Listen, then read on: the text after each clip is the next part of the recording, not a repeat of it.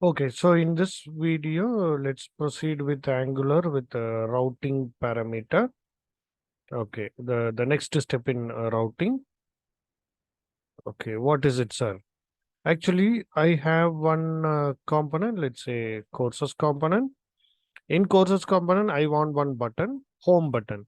If I click that button, it should take me to another component. Right now, we have a link.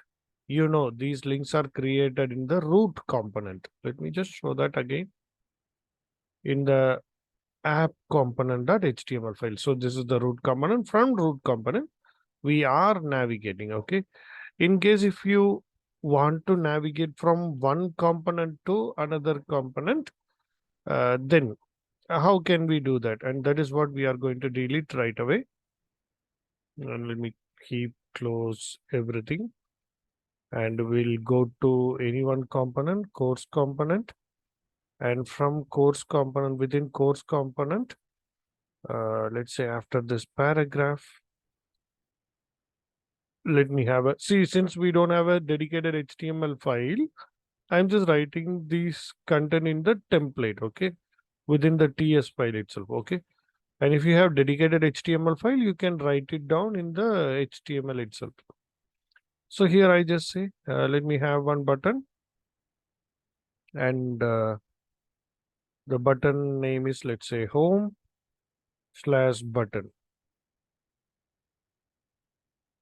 okay. And if I click a button, so let's just have a click event. If I click a button, I just want an event to be triggered.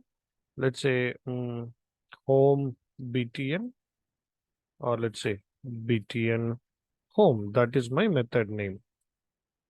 So it should execute this particular method, okay, btn home. And there is no such method as of now in our TS file. So let's come back to, yes, here, scroll down in the same course component file, and let's create this btn home. Even if you place this here, okay, it says like btn home does not exist. So let's come back and let's add a function btn home. Okay, now the problem is fixed. Okay, we added one button, and if you click that button, it will call a function. And in that function, we are going to make navigation, okay, from this component to another component. And for that navigation, we need a very special class to be imported called a router class. Okay. It's supposed to be imported and injected. This is dependency injection. Now let's inject it. I just wanted a router variable of type router. And if you click enter, automatically it will get imported. See, router class will be imported from the Angular router package. Now with the help of this router variable, this dot router, okay, we injected no router dot, it has a function called navigate. Now within that navigate function, it is a function, okay, we have to create an array, okay. Here it needs an array. In that array, you have to specify to which path you want to redirect. Actually, we have so many paths in that. For home component, this is the path. So let me just define, hey, I just want to go to home page. That's it. Simple. Let me save it, come back, and you will find a home button in the courses, but you will not find it anywhere. You will find a button in the courses component. And if you click this, it will take you to the home component. So this is how you can navigate from one component to another component. So that's how we can navigate from one component to another component, right? Even we can pass parameter, like let's say courses. From courses itself, like if I want course ID 101, so it should take me to another component with the ID. And from that component, you can able to fetch this ID and you can print the detail also. Even that way also we can able to create it. Now let's try creating that one. So that's the last part in routing. Okay, last part in Angular routing. And if we want to do that, see, first what I wanted is Um, in the courses page, let me display some course details. Okay. Let me display some course details. If you click on one particular course, it will take you to the course details page. There it will display more information about the course. Let's come back here. Now, here itself, let me create one array. Okay, you can create it anywhere. Okay. Um, so within this class, you must create within this class. So I have an array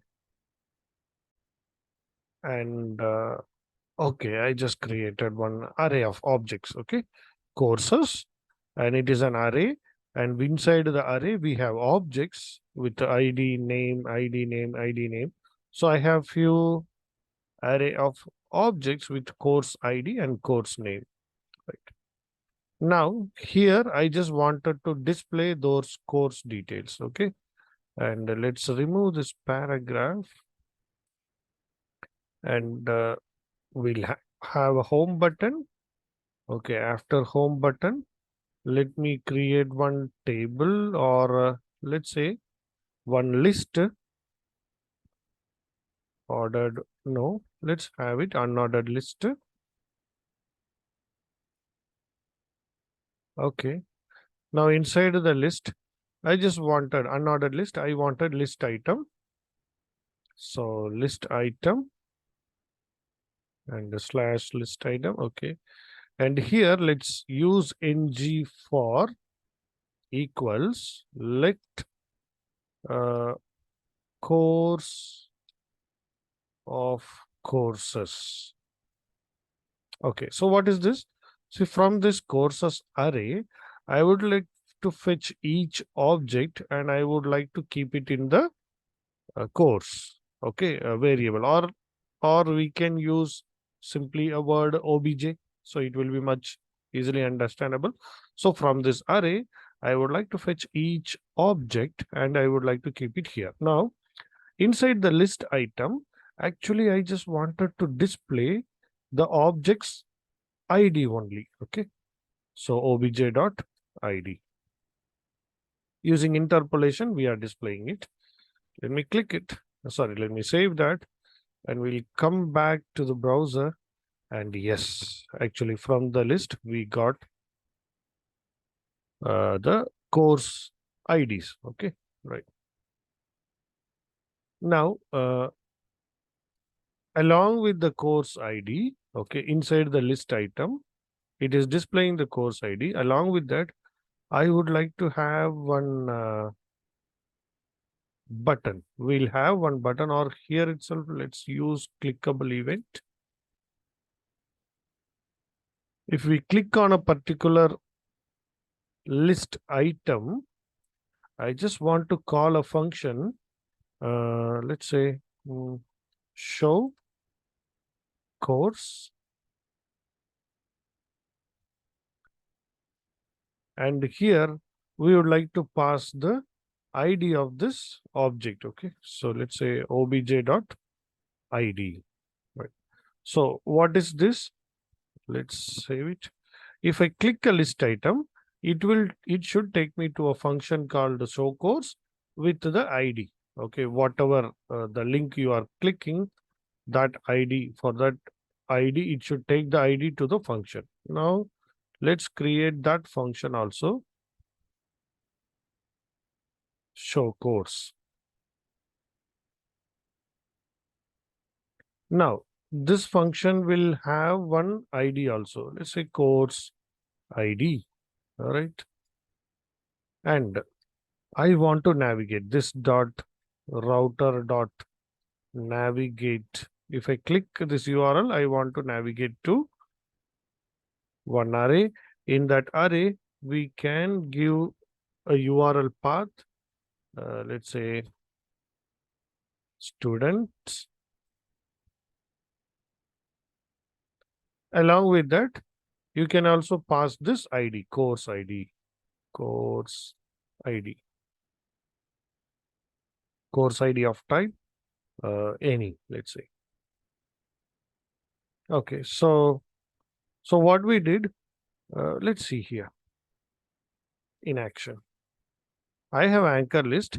If I click on a particular ID, let's say 102, actually you can see it is taking us to a component with the ID.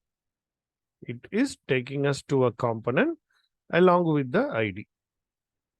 But actually here we don't have such component. No? Students slash 102. There is no such component, and that is why it says not found. But actually the thing is, if I click on a particular list item, then it will take me to the component with the ID. And that is what we are giving it here. Students course ID. Okay. Instead, what we'll do, we'll create one more new component for course detail. So go to component and yes, let me name it course detail. And I just wanted HTML file. So let me remove -t. So it will create a HTML file, but it will not create CSS file and all. Okay, we got component HTML, component TS also, course detail. Now for this course detail component, let's create a path. So let's come to app routing module and we have course, no, the same way like here. Okay, instead of this redirection, what we'll do, if course slash colon CID, I'll just give some name. Course ID means CID. If this is the path, then I just want it to redirect to course details. Here it is, okay, course details component. I want it to redirect to course detail component. Now let's try it once. So this is the path slash, and then we are going to pass 101, 102. They are termed as course ID. Now let's come back here and let's change it to, see if you click here, it should take you to a course URL along with a slash course ID. So that is what required. Now let's come back, click on courses. If I click here, you can see course slash course ID 103. Course slash course details 105. And you can see that the course details component is rendering. Right. So now this is like if you simply click, it will take you simply to one component, from one component to another component. But in this case, if you click, it will take you to another component along with some ID. So that's the difference between component to component. From one component to another component, simply I can move from sign up to login, or I can also pass some data and I can also get the data. See, if you want to get this data sent from course component, to course detail component. Okay. If you want to fetch this data, then we'll use one special class called activated route. Now let's go to course details. So to the course details, it will come with a course ID. Now we need to fetch the course ID. So let's come to the TS file. And what we wanted is course ID, let's say of type any. Okay. And here, let's inject private route is of type activated route. So here you can see it is also from the same Angular route. So in previous class, we have used router. A router is used to navigate from one component to another component. A router has a navigation method that helps you to navigate from one component to another component. Now we are using activated route. We are injecting activated route. It is used to fetch the data that is coming in the URL. It is used to fetch the data that is coming from the URL. Right. And let's go back. And we are now, by using this, we are going to fetch the data. And for that, let us have ng on it function. And within that function, We can have this dot, the route variable dot param map dot subscribe. Okay, subscribe method. And here we can pass params of type param map. So these are all constant only. Okay, so params of type param map, and let me bring it here. Okay, and it is like a lambda function. Okay, so this is the input argument, and here is our logic. Now the logic will be, I want this course ID. So this dot course ID equal to, okay, now we have a param map. Okay, so here we created no params argument we are passing. So we'll use params dot get. Get of what? Actually, I want uh, this data. Okay. For this data, what is the name defined in the path variable?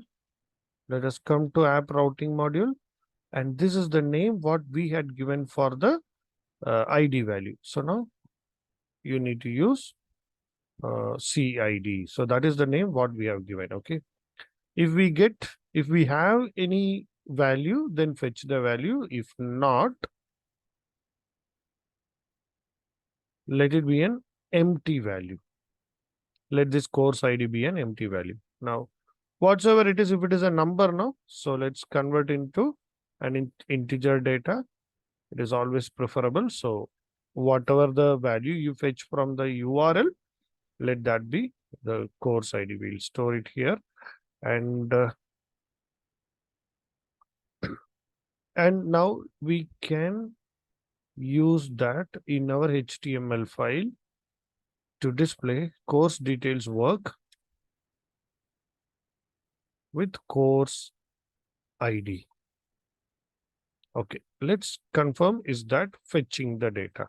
See, course details 102 works. Let's come back here. 104. Okay, so from the URL, it could able to fetch the data and it could able to display the detail. Even now, let's finally do one last thing. In the course component, we have created one array now. So let me copy this array and I'll paste that array here also. This is my courses array. And now what I wanted in my HTML file is, I just wanted to display if the ID is 102, only these details I wanted to display. If the ID is 104, only these details I wanted to display in my course detail component. So let's open the HTML file. And here I say, we can have table and a row. The row will be, okay, we can use star ng for, okay, let object of the array courses. So one by one, we'll be getting the object and ng if equals if obj dot id, right? ID equals, if it equals to course ID, then I just wanted to create. So if obj dot id dot co equals course ID. Okay, and what we'll do? Okay, so for rows, let's use ng for, and inside this rows, let's create a td, and in the td we'll keep ng if. Let's cut it, and I'm gonna put it. Let me delete this. Okay, so it will iterate for rows, and in a row, first it will check whether that object's ID is equal to the course ID. If it is same, then it will print two informations within a paragraph. First information is the object.id, and the second information is the course name.